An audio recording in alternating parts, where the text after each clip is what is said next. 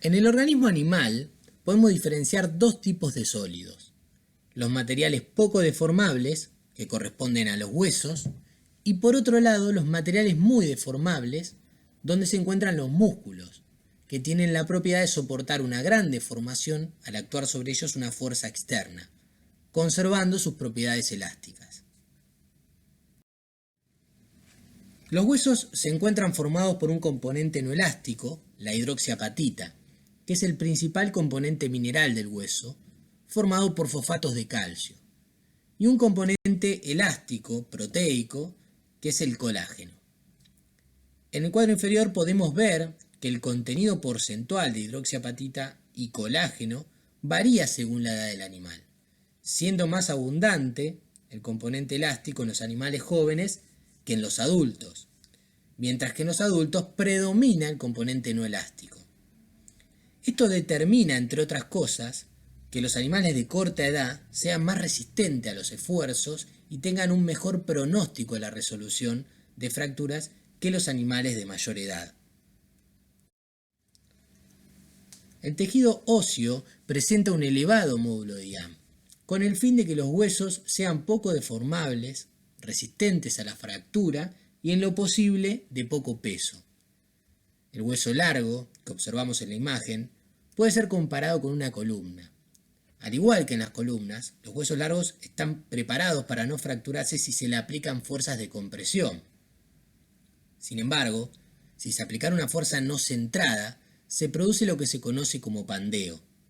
El fenómeno de pandeo consiste en que, al aplicar una fuerza de compresión sobre los extremos de una columna, en un determinado momento se flexiona, pudiendo llegar a la ruptura por flexión.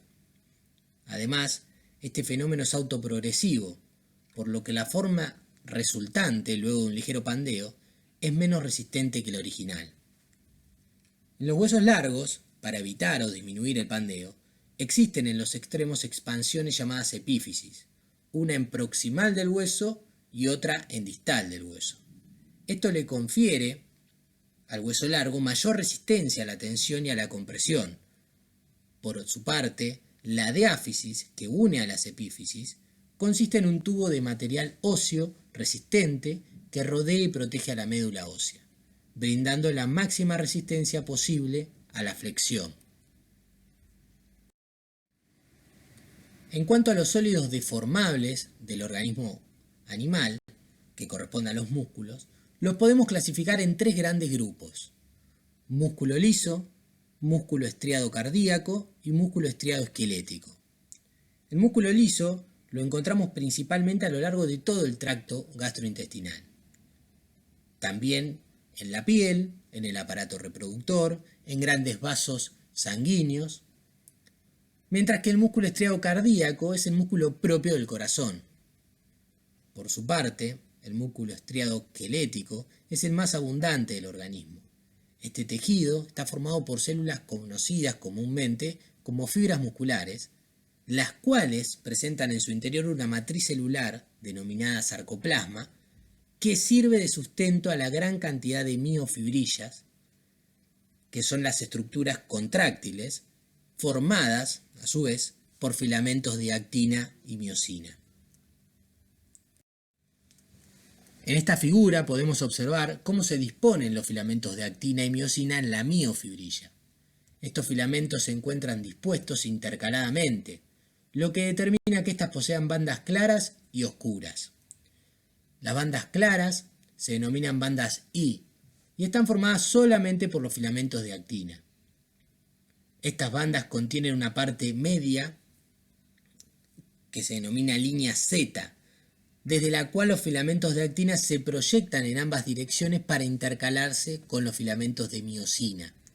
Las bandas oscuras se denominan bandas A y están formadas por los filamentos de miosina y por los extremos de los filamentos de actina, donde estos se intercalan con los de miosina. Las bandas A contienen en su parte media las bandas H, formadas en estado de reposo solamente por los filamentos de miosina. De esta manera, entre dos líneas Z sucesivas quedará delimitada la unidad funcional del músculo estriado esquelético, denominada sarcómero. que abarcará una banda A y dos semibandas I. La contracción muscular se produce de la siguiente manera. En primer lugar, como todo tejido excitable del organismo, es necesaria la llegada de un potencial de acción que estimule a las fibras musculares a contraerse. Esto es posible gracias a la presencia de nervios motores capaces de transmitir el impulso nervioso hasta sus terminaciones en las fibras musculares. En cada terminación nerviosa se libera una sustancia neurotransmisora conocida como acetilcolina que actúa localmente sobre la membrana de la fibra muscular y produce la apertura de canales de sodio. Así, los iones sodio presentes en el exterior de la fibra muscular ingresan masivamente al interior de la misma.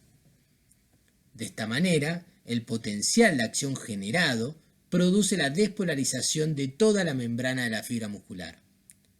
También, gran parte de ese potencial llegará al interior de la fibra, lo que origina la liberación de grandes cantidades de iones calcio desde el retículo sarcoplasmático. Estos iones calcio liberados inician el proceso de atracción entre los filamentos de actina y miosina, los cuales por un mecanismo de deslizamiento producirán la contracción muscular. Finalmente, luego de transcurrida una fracción de segundo, los iones calcio son nuevamente transportados al interior del retículo sarcoplasmático, mediante una bomba de calcio presente en la membrana del retículo. Allí esperarán almacenados hasta la llegada de un nuevo potencial de acción. En esta imagen podemos ver el proceso de acortamiento de la unidad funcional del músculo esquelético, es decir, del sarcómero, producido durante la contracción de la fibra muscular.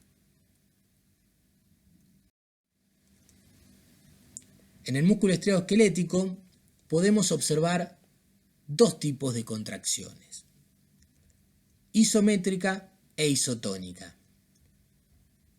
La contracción isométrica se produce cuando un músculo se contrae, pero manteniendo constante su longitud, es decir, sin acortamiento. Al producirse la contracción, su longitud no varía, solo cambia su tensión. Un ejemplo sería cuando se intenta desplazar un objeto. Por su parte, en la contracción isotónica, en este caso, el músculo que se contrae sí cambia su longitud, pero manteniendo constante la fuerza, la tensión que ejerce durante toda la contracción. Un ejemplo típico sería el levantamiento de un peso.